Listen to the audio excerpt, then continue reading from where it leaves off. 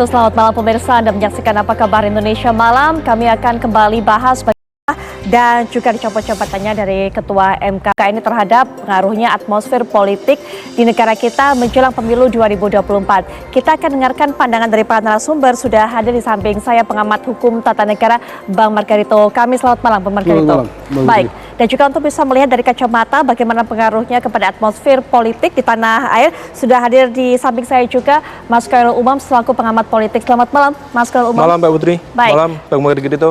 Langsung saja Bang Margarito, bagaimana menilai dari putusan MK tadi? Sebenarnya tidak ada yang mengejutkan. Dan menurut saya sih rasional. Ya, rasional karena fakta yang tersaji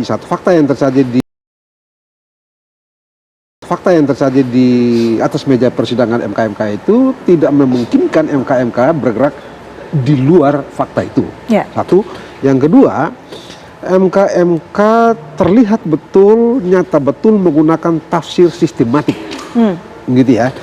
Yang mau saya bilang adalah MK tegas menyatakan bahwa mereka putusan MK. Betul. Tadi kemudian, karena itu mereka tidak bicara mengenai konflik of interest dan lain-lain. Dan akhirnya memang begitu jatuhnya.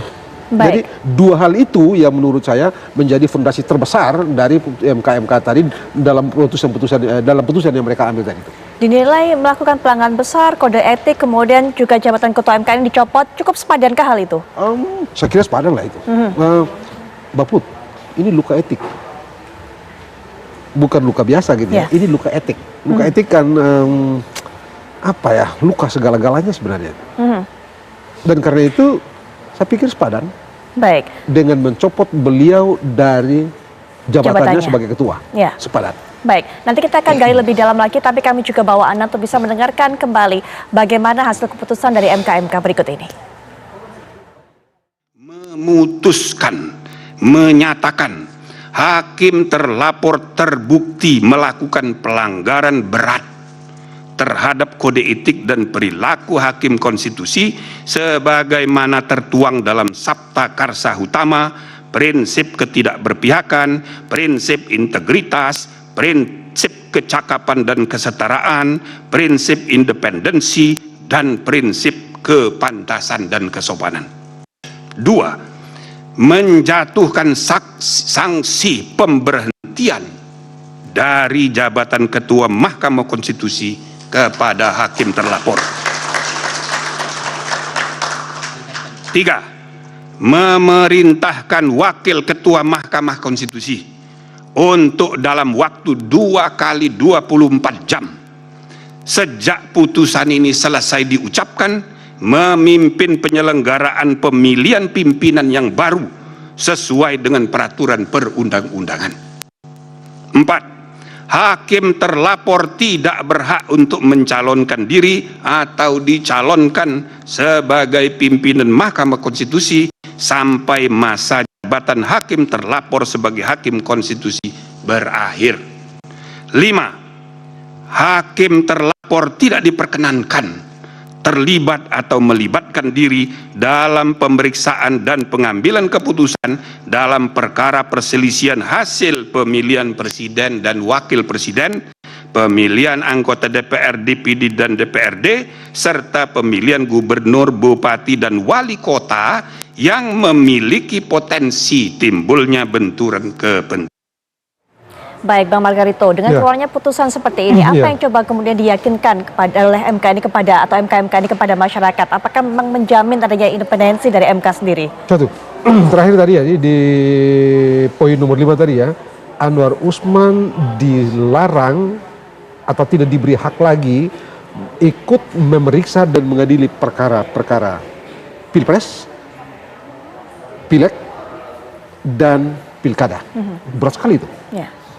Karena dari putusan tadi nyata-nyata majelis hakim mengatakan bahwa di 3 hal perkara ini itu ada potensi konflik of interest gitu ya. Dan itu yang disegah dengan putusan tadi poin yang kelima itu. Itu kira yang menurut saya itu memberi pesan kepada kita bahwa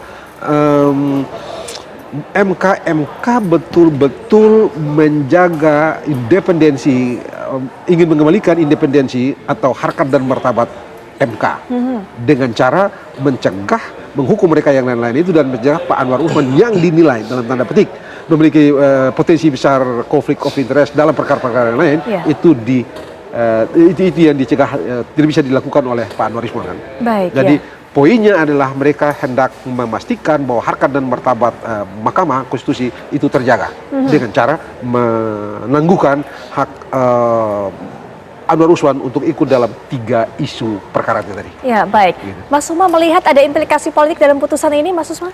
Ya, pertama terkait dengan implikasi politik, Mbak, dari putusan MK sendiri, tentu akan tetap menjadi legitimasi bagi pasangan Prabowo Gibran, dan putusan dari Majelis Kehormatan Mahkamah Konstitusi ini memang secara legal formal tidak akan menggoyahkan komposisi Prabowo Gibran sebagai bagian dari kontestan, karena bagaimanapun juga aturan dari putusan yang kemarin di perkara 90 itu sudah menjadi landasan yang cukup kuat dalam konteks aturan kepemiluan, dan per hari ini sudah dilegalkan oleh KPU dari PKPU nomor 19 tahun 2003 diubah menjadi PKPU nomor 23 tahun 2023, yang mana di poin di pasal sekitar pasal 13 poin 1 di ayat R itu betul-betul sudah mengakomodir putusan dari Mahkamah Konstitusi yang di perkara nomor 90 kemarin.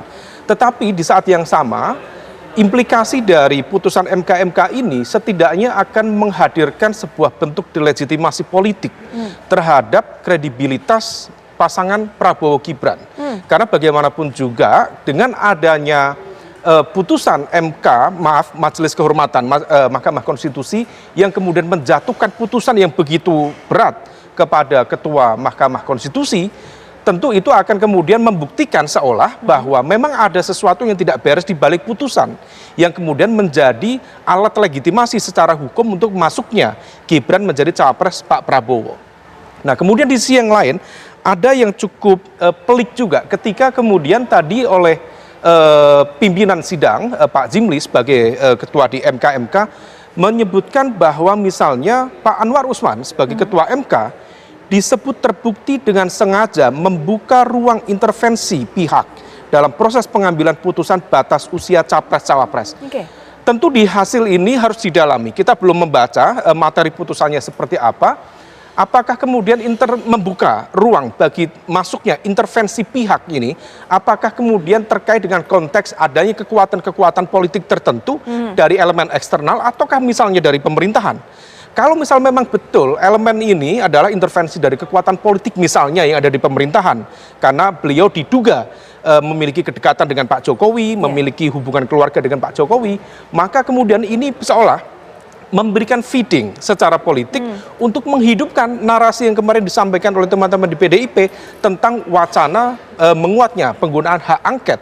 Hak angket tidak bisa meletakkan putusan MK sebagai objek di dalam konteks angket, karena itu adalah hak dalam konteks investigasi administrasi pemerintahan, praktik pemerintahan, bagaimana melaksanakan undang-undang, putusan dan juga kebijakan secara umum.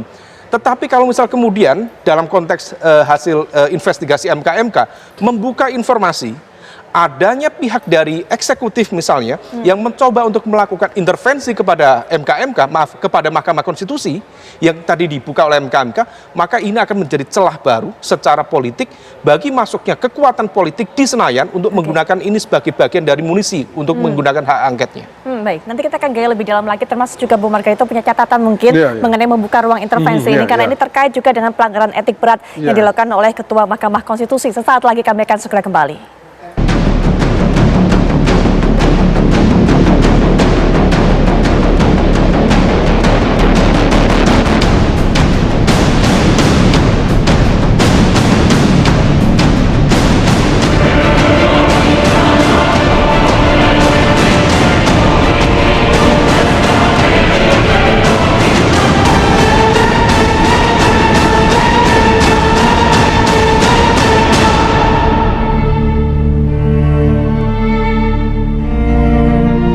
Pemirsa, nanti kami juga akan bawa Anda untuk bisa mendengarkan bagaimana pernyataan ataupun juga komentar disampaikan oleh tim pemenangan nasional dari pasangan bakal calon presiden, bakal calon wakil presiden, Ganjar Pranowo dan juga Mahfud MD. Tapi sambil menanti, kita akan kembali dengarkan Bang Margarito tadi sudah sempat saya sampaikan sebelum jeda. Ada catatan apa soal membuka ruang intervensi yang dilakukan oleh Anwar Usman? Ini juga dikategorikan sebagai pelanggaran kode etik berat, sudah disampaikan oleh Mas Umam tadi. Iya, tapi kan kalau kita bicara hukum kan ada mesti 7 orang. Begitu ya. Kalau tadi Umam bilang pemerintah, siapa pemerintah itu? Kan bukan setan kan yang masuk tuh. Supaya bisa menjadi objek penyelidikan kan. Yang mesti ditunjuk orangnya siapa? Dan kita tidak bisa itulah sebabnya sebagai orang hukum gitu ya. Anda tidak boleh bicara hukum dengan kesan. Ini terkesan begini, nggak bisa. Ya. Karena tadi dalam persidangan itu diadili berdasarkan fakta. Putusan itu diambil berdasarkan fakta yang tersaji dan fakta itu memberikan keyakinan kepada hakim untuk mengambil keputusan ABC. Betul. Begitu itu. Jadi kalau sekarang Pak Majelis tadi mengatakan bahwa dia membiarkan sebagai ketua membiarkan ruang untuk ada intervensi dari luar. Apa bentuk intervensinya sebagai orang hukum ya? Ya. Apa bentuk intervensinya? Siapa yang lakukan dan kapan? Di mana? Itu mesti disebutin. Tapi apapun itu, yang paling pokok adalah siapa yang intervensi, dan itu tadi tidak disebutin. Ya. Jadi saya rasa ini akan berakhir di sini. Mengapa ya? Saya bilang ini akan berakhir di sini kan, Mbak lihat. Tadinya orang berpikir PKPU yang mau mengubah syarat pencapresan capres dan cawapres itu bakal alot di DPR. Ya. Ternyata kan ada madam aja tuh. Udah selesai kan? Udah diteken kan? Nggak ada tuh. Jadi saya tidak melihat ada ekor hukum dari putusan ini. Misalnya karena tadi disebut membiarkan ada ruang orang masuk dan segala ruang intervensi dan segala macam itu, lalu seolah-olah itu menjadi ekor. Menurut saya sih rasa-rasanya tidak. Tidak ada ekornya itu. Ekor angket misalnya, nothing. Tidak mungkin karena itu tadi. Ya. Tadinya kita berpikir, saya termasuk berpikir ini PKPU akan alot. Baik, apa Begitu yang kemudian membuat ini semua tidak menjadi alot, adem-adem kalau menurut Bang Margarito? Ya, apa ya, mungkin juga jangan-jangan ya, ini prediksi saja gitu ya. Partai-partai politik yang tergabung dalam pencalonan segala macam ini sudah mencurahkan, mengakumulasi energinya untuk pemenangan pilpres gitu ya, daripada soal-soal ini. Karena kalau Anda mau bicara misalnya angket dan impeach, ujungnya kan di impeach itu panjang ceritanya itu, dan itu akan menguras energi juga. Mungkin saja mereka berpikir, sekali lagi mereka berpikir daripada kita menghabiskan energi untuk ini, ya lebih baik kita siapkan energi, kita akumulasi semua energi kita untuk pemenangan pemilu. Itu jauh lebih baik daripada kita mengalihkan energi ke soal angket itu. Baik, nanti kita akan kembali lanjutkan dengan perbincangan dan juga melihat pandangan dari Mas Khairul Umam. Tapi sebelumnya kami bawa Anda untuk bisa mendengarkan pernyataan yang akan disampaikan oleh Todung Mulya Lubis. Beliau merupakan Deputi Bidang Hukum Tim Pemenangan Nasional Ganjar Mahfud. Langsung saja kita akan simak bersama. Pak Anwar Usman tidak lagi menjadi ketua MK. Iya, maksudnya tapi kan tetap Dia tetap sebagai hakim MK, ya. Nah, tapi kan dalam amar putusan yang disampaikan oleh MK, beliau tidak diperkenankan untuk ikut serta sebagai anggota majelis dalam perkara pilpres, pilkada, ya, atau pemilu, di mana potensi benturan kepentingan itu ada. Jadi itu eksplisit, ya, tidak membutuhkan interpretasi apapun. Jadi apakah dia cawe-cawe atau tidak, ya, itu saya tidak terlalu khawatir, ya, karena tanpa itu pun dia bisa cawe-cawe. Tapi yang pasti dia tidak ikut dan tidak punya suara untuk ikut memutuskan perkara sengketa pilpres ini. Ya. Itu aja, makasih.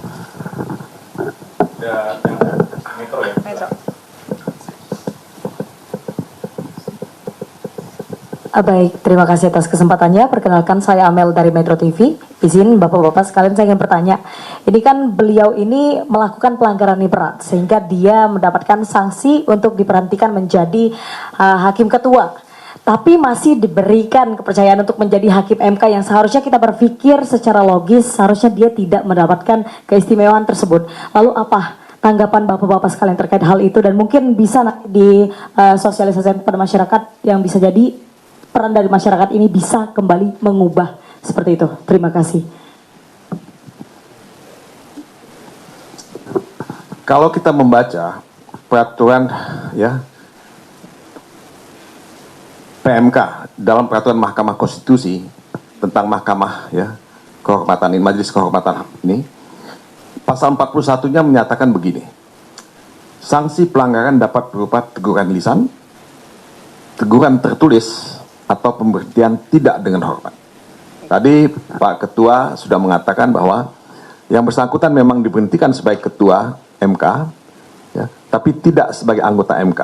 Seyogyanya kalau kita mengacu kepada pasal 41 ini, yang bersangkutan diberhentikan secara tidak hormat sebagai hakim MK. Itu seyogyanya kalau kita melihat apa yang ditulis dalam pasal 41 ini. Tapi ya, seperti dikatakan tadi, kami tetap menghormati putusan MK-MK, ya, apapun pertimbangannya. Buat kami ini satu langkah maju, ya, yang membuka harapan, ya, buat kita semua dalam menghadapi Pilpres yang mudah-mudahan bisa betul-betul jujur dan adil. Ya. Itu saja, makasih.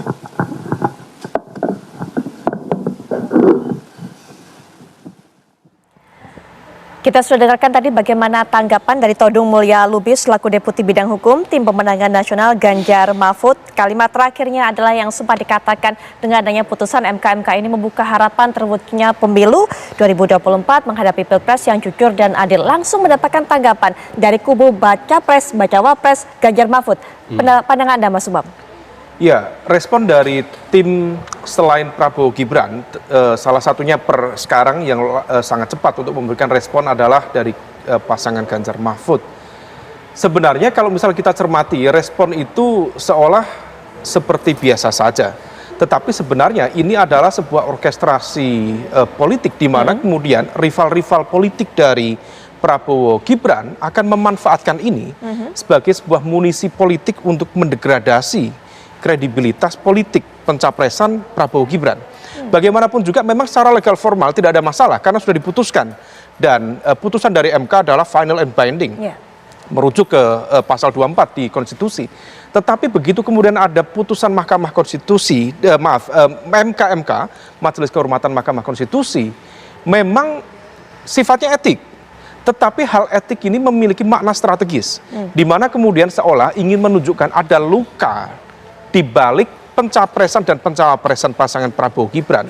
To some extent diterima karena memang secara legal formal tidak ada masalah di situ, tetapi dalam konteks kontestasi politik rasanya ini akan dimanfaatkan betul oleh rival-rival politik Pak Prabowo dan Mas Gibran untuk mengeksploitasi ini sebagai sebuah munisi untuk terus mendegradasi.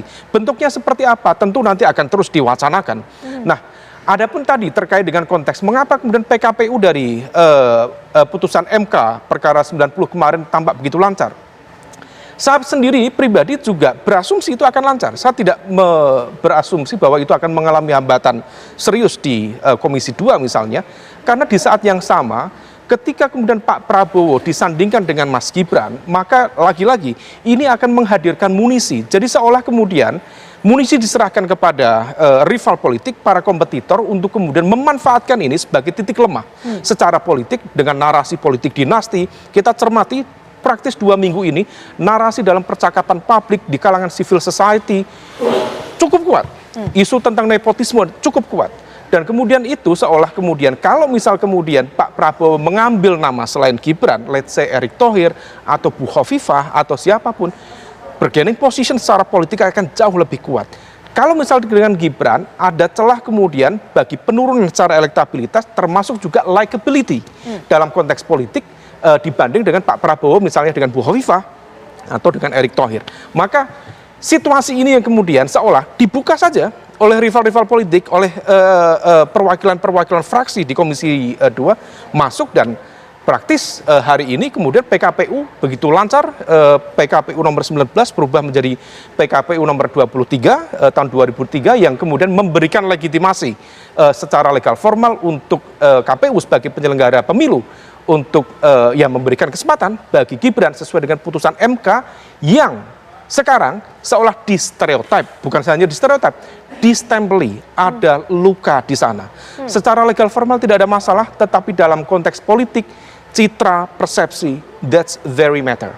Nah, oleh karena itu tentu dari pihak Prabowo Gibran harus mengantisipasi betul, sekaligus memitigasi dampak dari putusan MK ini terhadap menurunnya likability atau ketersukaan, termasuk trust secara politik, terutama dari kalangan masyarakat sipil, dari kelompok kritis, dari elemen-elemen Gen Z atau milenial yang memiliki literasi politik yang lebih baik. Nah, bentuknya seperti apa? Tentu harus disimulasikan di internal tim sukses Prabowo Gibran. Nah, oleh karena itu, ini tampaknya akan terus bergulir. Apakah bisa lanjut ke angket atau tidak, kita belum baca. Putusan yang disampaikan tadi itu ada sekitar 100 halaman lebih tadi disampaikan oleh Prof. Jimli, dan tidak dibacakan secara utuh. Kalau misal kita nanti barangkali bisa cermati satu persatu, lembar per lembar, bentuk dari memberikan ruang intervensi pihak tertentu, misalnya dari eksternal, kalau misal memang itu terbukti dari elemen di pemerintahan, atau elemen kekuasaan eksekutif secara umum, siapa pihaknya, namanya siapa. Kalau misal kemudian pihak MK sendiri mau membuka ruang itu secara terbuka, maka tidak menutup kemungkinan ada pihak yang akan terus menggunakan ini sebagai munisi untuk mendelegitimasi kredibilitas politik rival. Jadi ini adalah sebuah permainan politik, dan permainan politik untuk memenangkan sebuah pertandingan tentu akan saling mendegradasi, akan saling mendelegitimasi untuk mendapatkan kepercayaan publik yang tertinggi, yang kemudian nanti akan terakumulasi di 14 Februari 24 mendatang. Baik, putusan MK menjadi sebuah luka yang dieksploitasi oleh rival politik dari Prabowo. Ya, jadi bisa jadi begini, Mbak. Kalau dibalik kan, Anda gimana sih? Kan kemarin Anda bilang bermasalah tuh. Putusan MK kan bermasalah gitu. Sekarang udah dicek secara etik, dan tidak ditemukan apa-apa. Kok kalian masih ngeyel? Bisa saja kan dari kubu Prabowo atau mereka yang simpati pada Prabowo Gibran gitu, membaliknya dengan cara begitu kan. Kalau ada yang masih ngeyel kan. Anda tidak percaya Profesor Jimli, Anda tidak percaya sama Profesor Saragi, yang orang tua itu tadi itu, Anda tidak percaya sama Pak Adam. Anda percaya kan? Prosesnya kredibel kayak begitu gitu, prosedur mendapat, Anda bayangkan seluruh permohonan itu diperiksa, laporan itu ya, laporan pelanggaran etik yang ditujukan kepada hakim-hakim konstitusi itu kan seluruhnya dibuka, diperiksa. Cara memeriksanya kredibel. Di mana kredibel? Dibuka, terbuka, kecuali dalam periksa hakim yang tidak terbuka gitu, tapi selebihnya kan dibuka. Terus Anda mau ngeyel apa? Anda mau bilang apa? Orang yang memeriksa kredibel, prosedur yang dipakai kredibel, Anda masih ngeyel. Bisa jadi kan dibuka begitu kan, oleh kubu Prabowo kan. Jadi saya rasa kalau saya begitu, yang ada di teman-teman yang ada di katakanlah kalau main politik gitu di Anies atau di Pak Ganjar dan Pak Mahfud gitu, begitu ya, saya lupakan isu ini. Saya bermain isu lain. Saya akan curahkan energi saya untuk soal lain. Bukan isu ini lagi. Ini kesampingan. Baik, kalau cara kontra teknik yang dipakai oleh Prabowo atau kubu Prabowo, nanti mungkin Mas Umam bisa berikan tanggapannya, tapi setelah jeda kami akan segera kembali saat lagi. Boleh. Jadi itu tidak berlaku prinsip larangan nabis in idem, karena sejak 2003 di dalam peraturan hukum acara Mahkamah Konstitusi sudah diatur, meskipun undang-undang yang diuji sama, pasalnya sama, tapi menggunakan tolok ukur yang berbeda.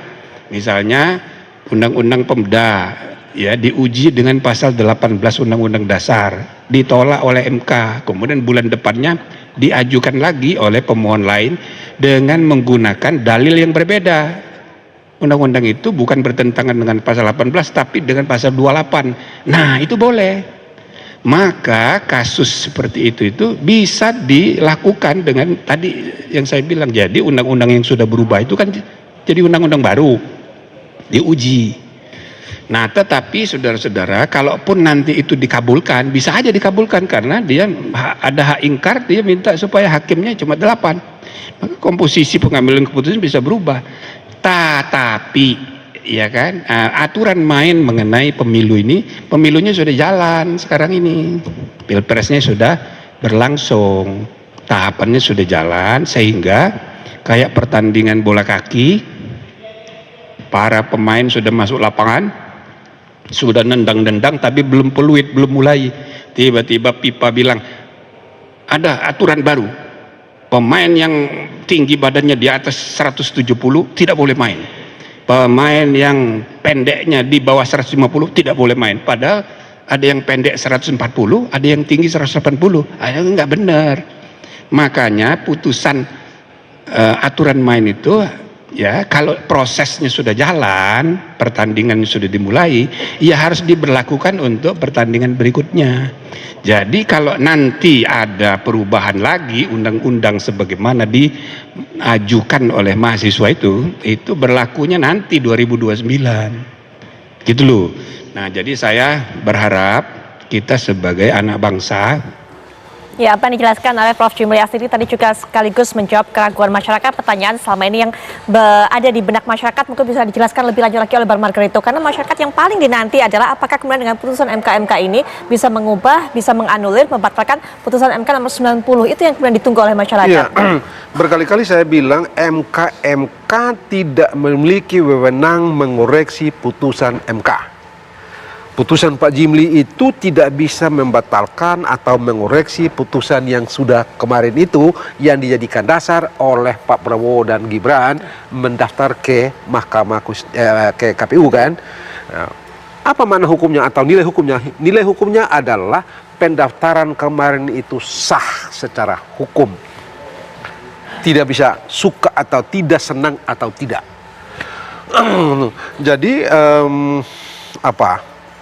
putusan Mahkamah Konstitusi ini sekali lagi tidak mengubah tindakan hukum keabsahan tindakan hukum yang sudah dilakukan kemarin. Sama sekali tidak mengubah. Anda mau suka atau tidak suka, begitulah hukumnya. Ya, baik. Yang kedua yang mau saya bilang adalah memang masuk akal apa yang tadi Pak Jimli bilang itu tadi. Kan tidak mungkin juga dari segi praktis ini permainan sudah mulai berjalan. Ya. Lalu tiba-tiba Anda ubah aturan, itu nggak masuk di akal. Sementara kalaupun tadi misalnya putusannya tidak seperti tadi, putusannya persis seperti dibayangkan orang akan mengoreksi segala macam, putusan itu juga akan jadi soal. Kenapa? Karena mereka tidak punya wewenang. Nah, karena mereka tidak punya wewenang, maka dari segi ilmu hukum itu namanya putusan itu akan bersifat null and void. Null and void itu putusan yang harus secara hukum dianggap tidak pernah ada sedari awal. Karena diambil oleh mereka yang tidak memiliki wewenang itu. Nah, MK tidak punya wewenang itu. Bagaimana bisa dia memutus tadi? Ya. Jadi saya pikir masuk akal apa yang sudah diputuskan oleh Pak Jimli tadi itu dan Pak Profesor Saragih dan Pak Wahidudin Adam. Menurut saya itu yang paling mungkin yang bisa diambil dan menurut saya ini mencerminkan satu level kearifan yang layak diberi apresiasi. Baik.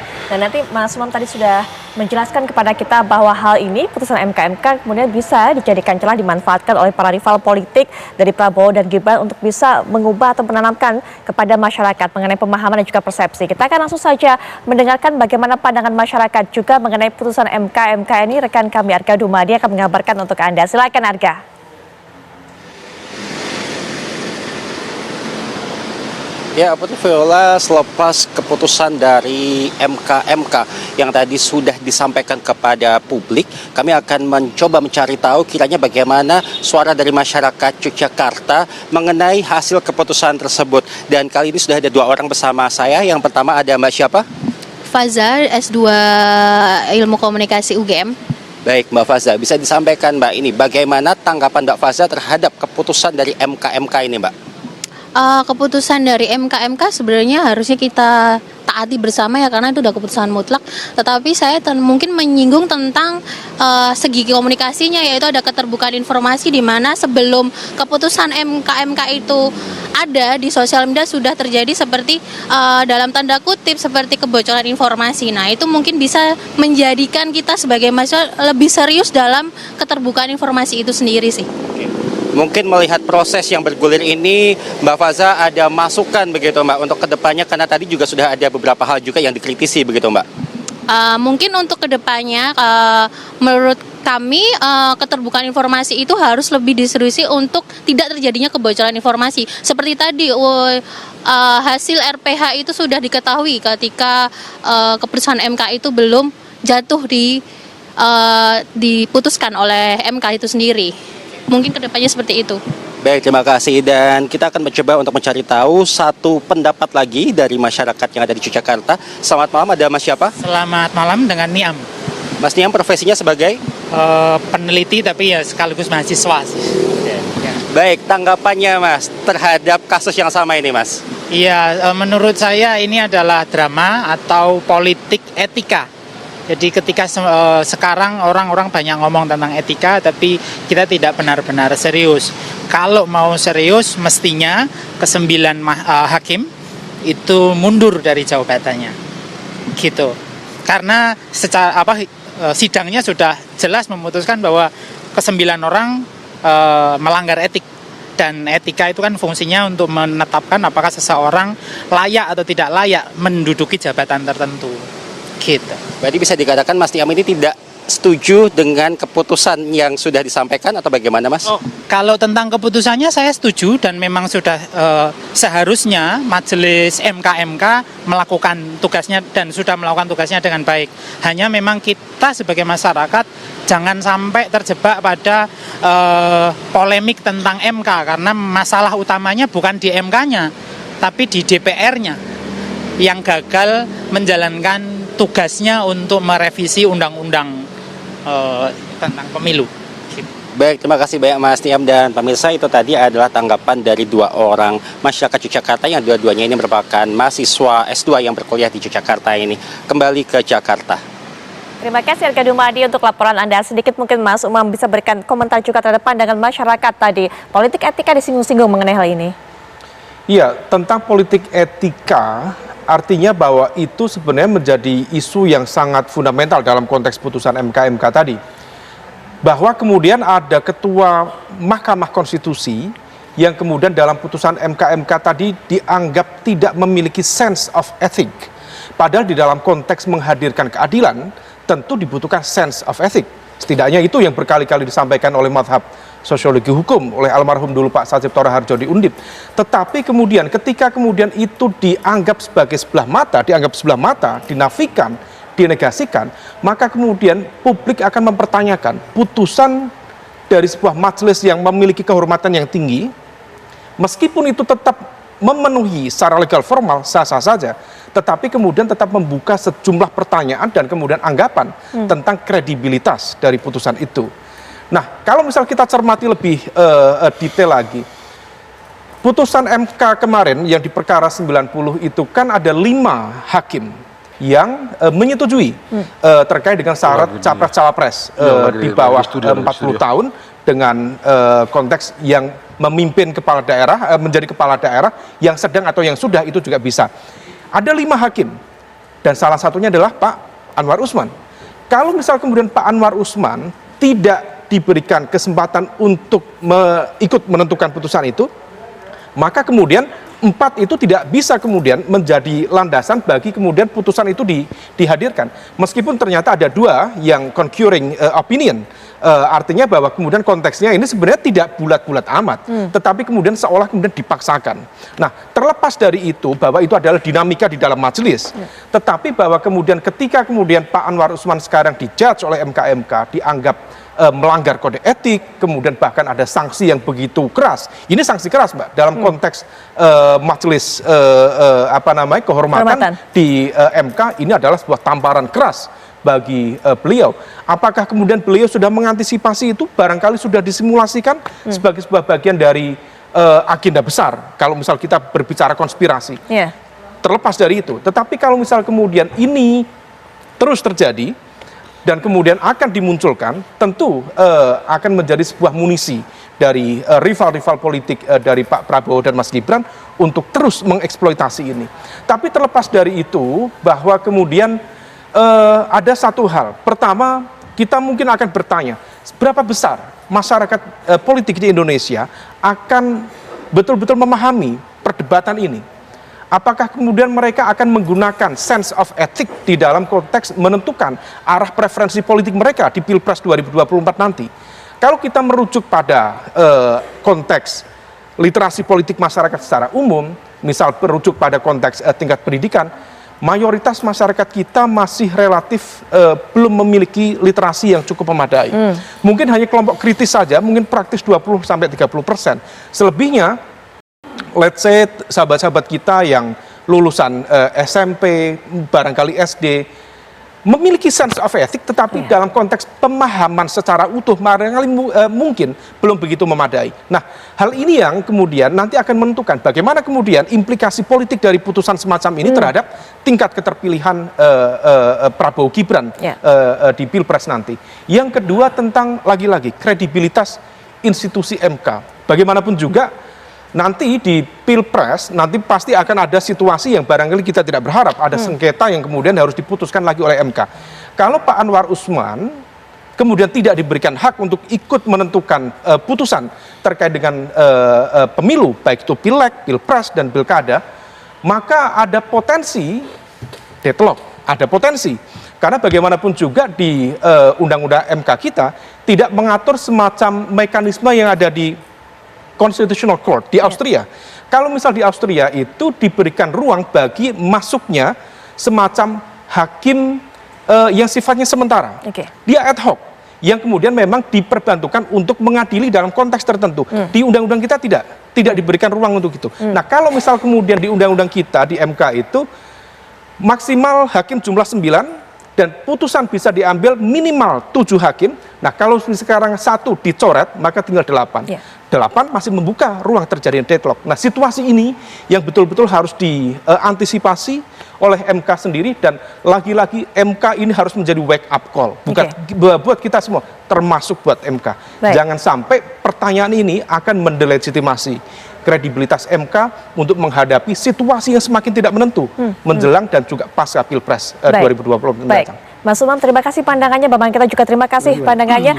Dan pemirsa, kita akan terus tunggu bagaimana tensi politik, dinamika politik setelah keluarnya putusan MK ini. Nah, setelah jeda, nanti rekan kami Kenana juga akan memberikan data fakta mengenai putusan MK ini untuk Anda. Begitu kan? Betul sekali, Putri Viola. Usai jeda pemirsa, apa kabar Indonesia Malam? Tentunya saya akan mengajak Anda untuk melihat bagaimana sebenarnya perjalanan dari putusan MK sebelumnya mengenai usia, batas usia capres dan juga cawapres, serta termasuk apa yang telah diputuskan oleh MK hari ini. Usai jeda pemirsa, kami kembali.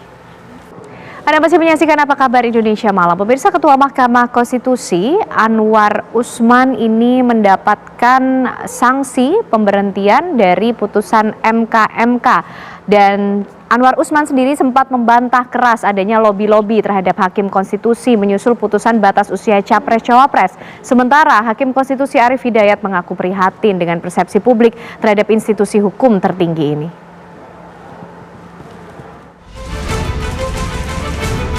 Ketua Mahkamah Konstitusi Anwar Usman menepis semua spekulasi yang ditudingkan kepadanya. Anwar menampik putusan MK yang ia ketok merupakan upaya memuluskan langkah keponakan Gibran Raka Buming Raka menjadi bakal calon wakil presiden Prabowo Subianto. Anwar Usman menegaskan tak ada lobi-lobi dalam pengambilan keputusan ini. Enggak, ya nanya-nanya seperti yang ada di berita adik-adik itu aja, konfirmasi, ya. Pak, benar Bapak melakukan lobi-lobi terhadap hakimnya? Ya kalau begitu putusannya masa begitu. Oke. Tapi enggak Pak. Tapi enggak Pak. Terkait lobi itu gimana Pak? Enggak ada tuh lobi gimana. Orang putusannya dibaca sendiri. Udah baca belum? Putusan 9. Ya udah. Oke. Anwar Usman pun tak mau disudutkan. Ketua MK ini menolak mundur di tengah derasnya arus tuntutan. Yang menentukan jabatan milik Allah, Tuhan Yang Maha Kuasa. Pak, ya. Kalau terkait tadi berarti intinya yang diklarifikasi ini terkait apa aja? Yang tadi disampaikan ke MK. Ya udah itu aja. Ya masalah kalau bisa seperti siaran pers saya itu loh. Baca beberapa putusan pengadilan Mahkamah Konstitusi. Maksud saya tidak mundur dari pemeriksaan perkara sebelumnya. Ini kan berkaitan dengan. Oh nggak ada, ini pengadilan norma. bukan Jadi kalau ada pengadilan pernyataan fakta. Mahkamah Keluarga, tanggapan Oh, benar keluarga bangsa Indonesia. Gitu. Sementara itu, Hakim Konstitusi Arief Hidayat menyatakan tidak tahu menahu soal isu lobi-lobi dalam pengambilan keputusan MK. Dan saya mengatakan ya enggak. MK ya Mahkamah Konstitusi, ya kan? Enggak, kalau saya enggak. Dan saya kalau memang ada orang yang menganggap gitu, saya sedih sekali. Pengalaman saya sebagai hakim Mahkamah Konstitusi sudah 12 tahun saya. Kalau sampai ada komentar gitu ya saya sedih.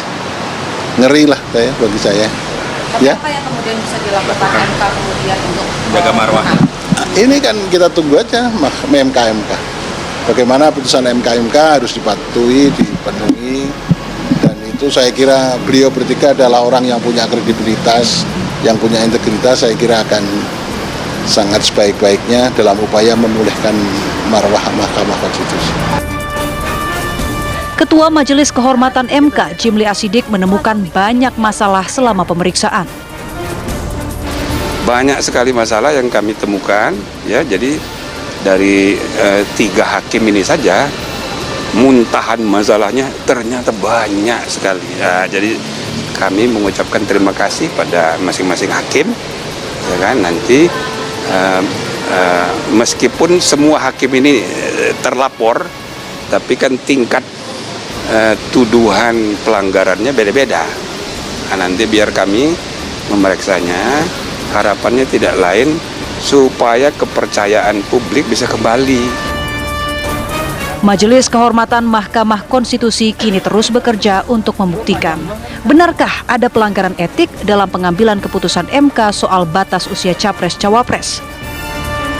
Keputusan akan diambil pada 7 November mendatang. Tim TV One mengabarkan.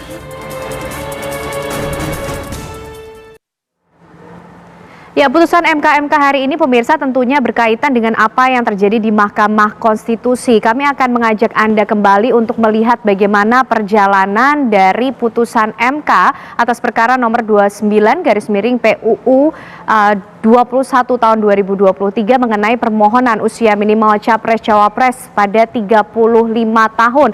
Ini adalah awal mula perjalanan dari apa yang kemudian menimbulkan polemik dan terjadi di Mahkamah Konstitusi, di mana putusan MK mengenai batasan usia Capres-Cawapres pada perkara nomor 51/PUU 21 tahun 2023 mengenai permohonan usia minimal Capres-Cawapres 40 tahun atau berpengalaman sebagai penyelenggara negara, di mana pemohonnya ini adalah Partai Garuda, ditolak oleh Hakim MK. Kemudian pada perkara nomor 55/PUU 21 tahun 2023 masih mengenai permohonan usia minimal Capres-Cawapres 40 tahun atau berpengalaman sebagai penyelenggara negara, dan ini pemohonnya adalah Erman Safar, Pandu Kesuma, Emil Elestianto Dardak, Ahmad Muhdlor, dan Muhammad Albara. Ini juga ditolak pemirsa oleh MK. Kemudian pada perkara nomor 90/PUU 21 tahun 2023 masih mengenai permohonan usia minimal Cawapres 40 tahun atau berpengalaman sebagai kepala daerah, provinsi, kabupaten, atau kota, di mana pemohonnya ini masih sama dengan nomor perkara yang sebelumnya tadi sudah saya bacakan. Ini diterima oleh sejumlah hakim konstitusi di Mahkamah Konstitusi. Ada kemudian 3 hakim konstitusi yang menerima mengenai permohonan nomor 90 PUU 21 tahun 2023 ini, yaitu Anwar Usman, kemudian Manahan Sitompul, dan ada M. Gumilang Hamzah.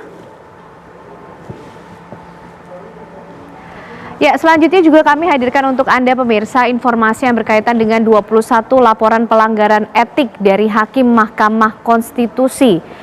Ini adalah rangkuman dari sejumlah laporan.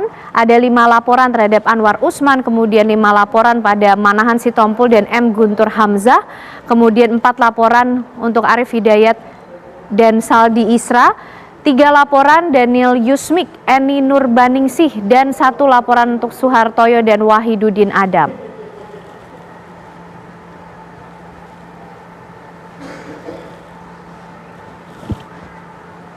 Berikutnya pemirsa, Majelis Kehormatan Mahkamah Konstitusi juga telah menyidangkan 21 laporan pelanggaran etik Hakim Konstitusi. Dari semua laporan itu, dugaan pelanggaran etik Hakim Mahkamah Konstitusi di putusan perkara nomor 90/PUU 21 tahun 2023 tentang batasan usia Capres-Cawapres terkait poin-poin berikut ini pemirsa. Di mana yang pertama, Hakim Konstitusi Anwar Usman, ipar Presiden Joko Widodo ini tak mengundurkan diri dalam memutus perkara nomor 90/PUU 21 tahun 2023. Ini adalah dugaan pelanggaran etik dari Hakim Mahkamah Konstitusi. Dan kemudian di dalamnya jelas memuat kepentingan pemohon terhadap idolanya yang juga keponakan Anwar, yaitu Wali Kota Solo, Gibran Rakabuming Raka untuk maju dalam Pilpres 2024.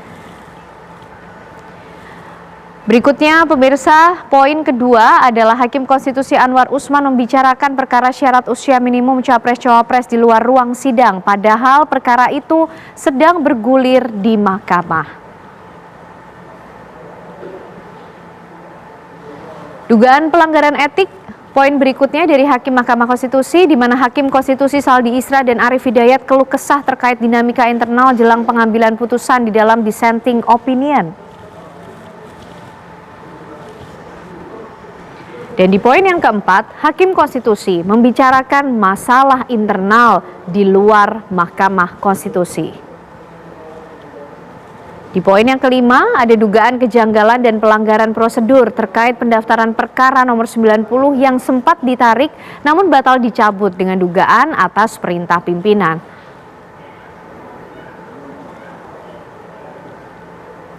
Serta di poin yang keenam dari dugaan pelanggaran etik Hakim Mahkamah Konstitusi, manajemen pengambilan putusan nomor perkara 90 yang dianggap bermasalah sebab terdapat dissenting opinion Hakim Konstitusi Eni Nurbaningsi dan Daniel Yusmik yang justru dihitung sebagai alasan berbeda atau concurring opinion. Serta poin ketujuh dari dugaan pelanggaran etik Hakim MK, bocornya dinamika internal MK ke publik diantaranya melalui pemberitaan investigatif majalah Tempo dan bukti perdebatan hakim yang dikantongi salah seorang pelapor, Petrus Celestinus. Di poin ke-8, Hakim Konstitusi Anwar Usman diduga melakukan ketidakjujuran terkait ketidakhadirannya dalam rapat permusyawaratan hakim pada saat memutus perkara tentang batasan usia Capres-Cawapres. Dan di poin yang ke-9, dugaan pembiaran oleh 8 Hakim Konstitusi lainnya terhadap Anwar Usman yang turut memutus perkara meski terdapat potensi konflik kepentingan di dalamnya.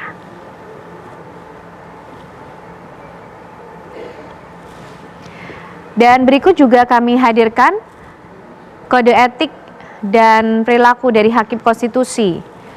Yang pertama adalah prinsip independensi, prinsip ketidakberpihakan, prinsip integritas, kepantasan dan kesopanan, prinsip kesetaraan, prinsip kecakapan dan keseksamaan, serta prinsip kearifan dan kebijaksanaan.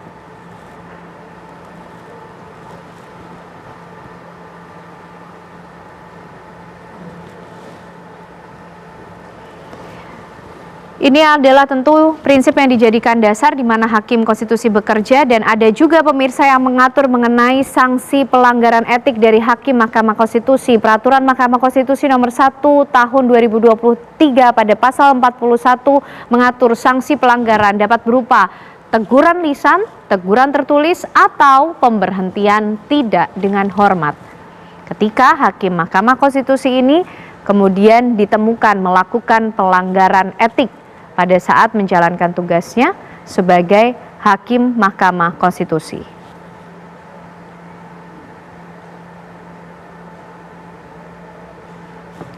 Ya, kami akan ajak Anda pemirsa untuk melihat poin-poin putusan MK terhadap Hakim Konstitusi Arif Hidayat, di mana ini memutuskan hakim terlapor tidak terbukti melakukan pelanggaran etik dan perilaku Hakim Konstitusi sepanjang terkait pendapat berbeda atau dissenting opinion.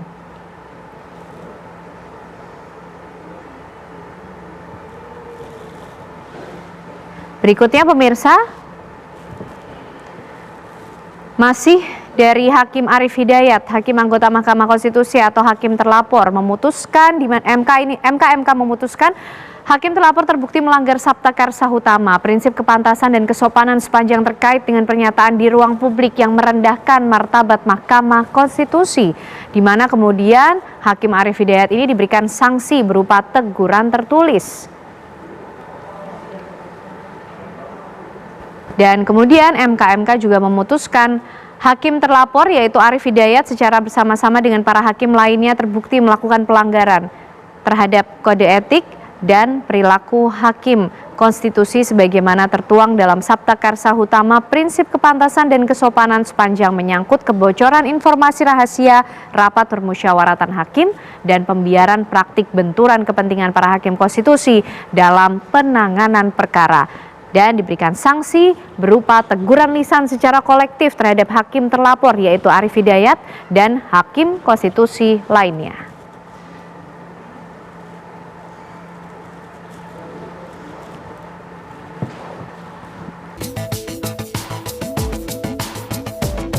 Partai Gerindra merespon tudingan Sekjen PDI Perjuangan Hasto Kristianto bila beberapa ketua umum partai politik merasa kartu trufnya dipegang seiring pencalonan Gibran Rakabuming Raka menjadi bakal calon wakil Presiden Prabowo Subianto.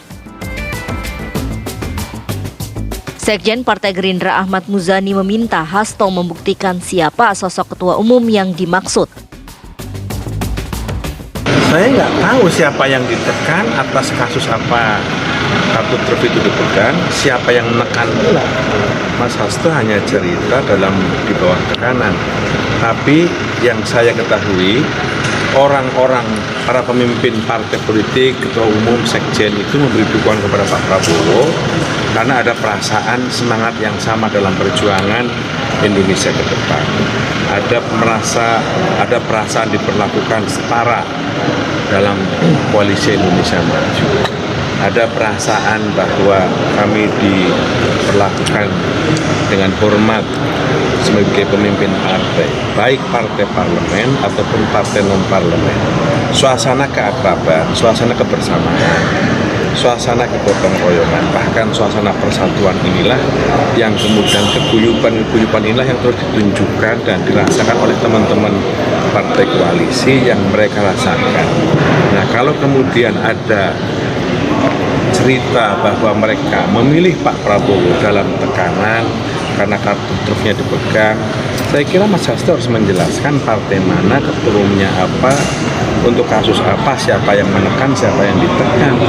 Sebab dalam hukum di Indonesia kan berlaku orang yang bodoh, dia membuktikan.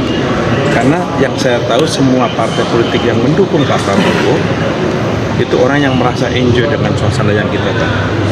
Karena Pak Prabowo tidak ingin bahwa kebersamaan, persatuan itu harus kita tunjukkan bukan hanya sebagai sebuah tema yang kuat, tetapi juga harus memberi message yang kuat kepada kita. Kita tidak pernah juga berprasangka bahwa partai-partai yang tidak mendukung Pak Prabowo itu kemudian juga di dalam tekanan, dalam sebuah genggaman, ancaman. Kita tidak pernah menganggap itu. Kita menganggapnya tidak mendukung Pak Prabowo, tentu saja itu adalah sebuah pilihan partai atas dasar pertimbangan masing-masing.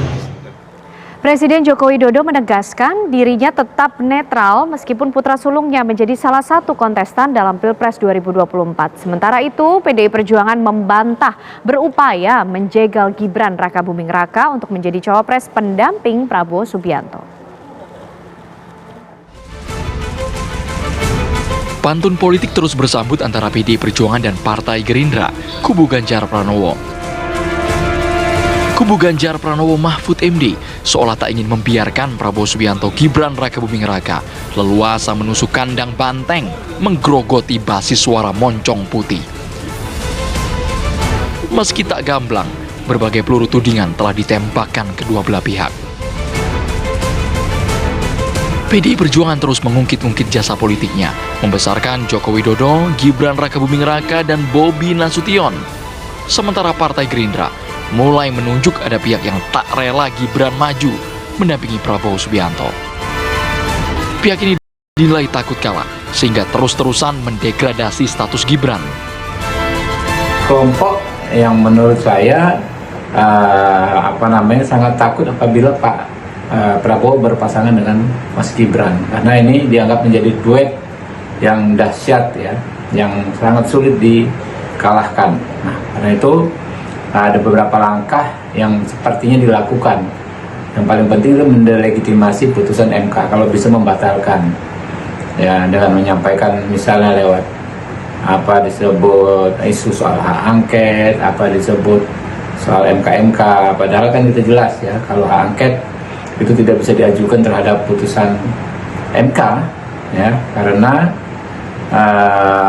MK itu independen sebagai lembaga yudikatif sebagaimana diatur di pasal di konstitusi kita.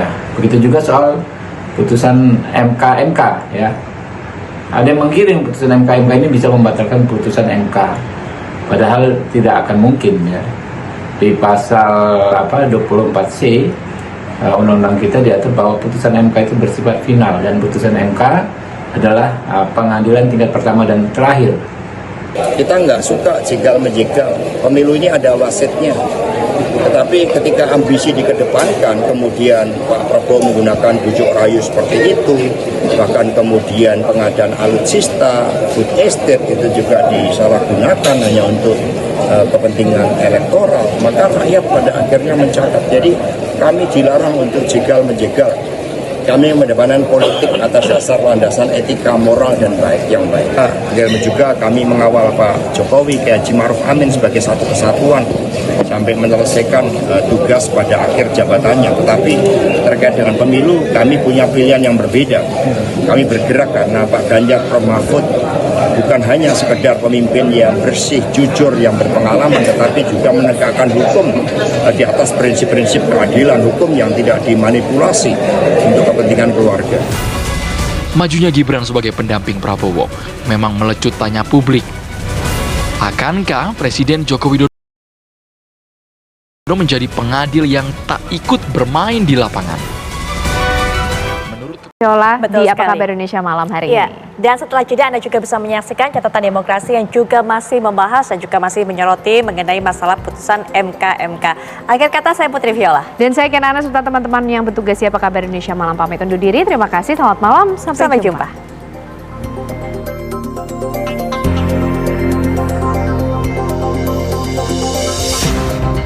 Sampai jumpa. Kalau siaran sampai malam gini, biasanya badan aku terasa capek.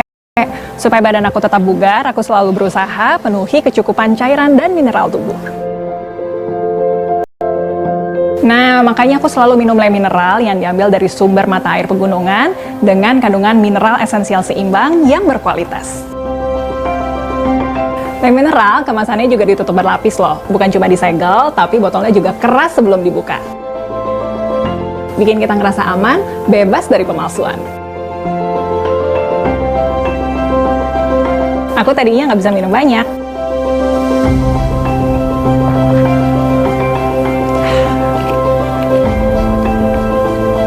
Tapi beda kalau minum Le Mineral, rasanya enak, nggak bikin enak.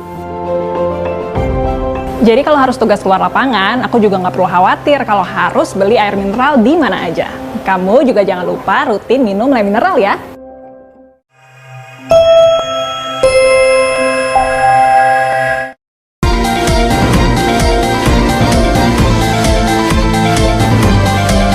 Baru saja menyaksikan Apa Kabar Indonesia Malam, didukung oleh Morinaga, Mori Grow.